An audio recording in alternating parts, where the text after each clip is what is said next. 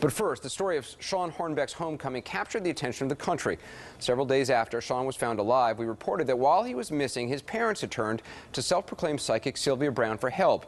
Brown told Sean's parents he was dead and even told them where they could find his body. She was wrong, of course. After our report, we spoke to Sylvia Brown's business manager and the psychic herself, who insisted that Brown has helped thousands of people. We asked for some proof, and they sent it to us. Tonight, here's what we found when we checked out their claims for ourselves. In the months after Sean Hornbeck disappeared, his parents were desperate. You would think that eventually you would find some evidence or find someone that saw something happen, or some little clue to give you some kind of an indication as to what really happened. And right now we have nothing. They turned to the Montel Williams Show and self-professed psychic Sylvia Brown for help. That's when they got the worst possible news. Is he still with us? No. Brown told them their son's body could be found about 20 miles southwest of their home in a wooded area near two jagged boulders. But Sean Hornbeck was found alive in Michael Devlin's apartment about 50 miles northeast of their home. His parents will never forget the pain they say Sylvia Brown caused them.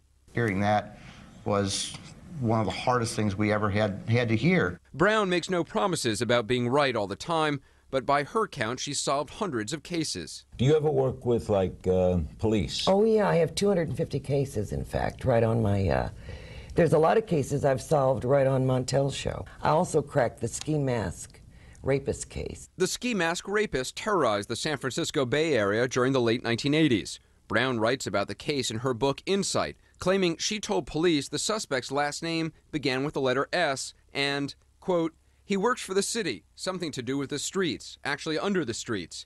George Anthony Sanchez was arrested and convicted of raping 26 women. He was a sewer repairman for the city.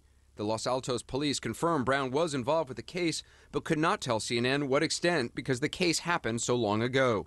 Brown maintains she never chases after missing person cases, but she'll help if she's asked. While police were searching Rock Creek Park for Chandra Levy in the summer of 2001, Sylvia Brown was asked about the case during a television appearance. She said the intern was dead and her body was in that park, which it was. In the wake of the 1993 World Trade Center bombing, Sylvia Brown was interviewed by the FBI. She says she described one of the suspects. Short build, wiry, black hair, black eyebrows. There's an M on there, and I'm not exactly, but it's SALZEM something.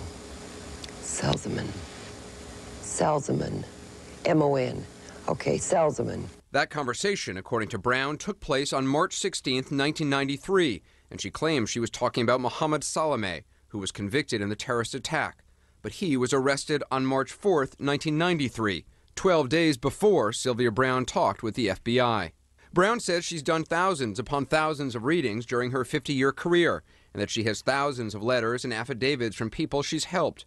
Brown's office sent us 2 of those as examples of her successes. One of the letters was impossible to verify. The other was from Sharon James, who did a telephone reading with Brown in 2003, 2 years after her 35-year-old son disappeared. She told me that my son was in Tennessee and that he was alive. 2 months later, Sharon James received a letter in the mail. The return address was from Tennessee. And I thought she was absolutely right. He was in Tennessee. Why else would I have gotten that letter? But the letter turned out to be from an insurance company in Tennessee that was looking for her son. Had he been living in Tennessee? No, he had never lived in Tennessee. Sharon James. Sylvia Brown had made one more prediction about Sharon James's son. He had been prone to occasionally take off and come back and take off and come back. So I asked her if she thought maybe he was bipolar, and she said no, he was schizophrenic. James says her son has not been diagnosed with schizophrenia or any other mental illness, and the suggestion that her son was schizophrenic caused her anxiety. I had this vision in my mind that he was living on the streets and schizophrenic, like we see schizophrenics in movies or something, and so it became very stressful. James has since reunited with her son in November of 2005, about a year later than Brown predicted. She paid $700 for her half-hour phone reading, and when she first talked to Sylvia Brown, James found some comfort, but now she says she wouldn't do it again. I was in such a different frame of mind at that time. I was emotional, I was grieving, I was worried, I was stressed, and I was looking for answers anywhere I could find them. And that, her critics say, is the problem with Sylvia Browne. People come to her with their problems, they're desperate, and she preys on that. She takes advantage of that. She takes their money, she makes believe that she's psychic, and that's reprehensible. It's evil, is what it is. Browne responded to critics on her website, saying, quote, "Those who choose to believe in our philosophy will continue to do so because of their own convictions. Those who negate it after one human error never truly embraced our philosophy anyway, and that's okay." Well, Sylvia Browne's business manager standing by live, along with one of Browne's biggest critics, psychic debunker James Randi. I'll talk to both of them next. Plus, the high school dropout who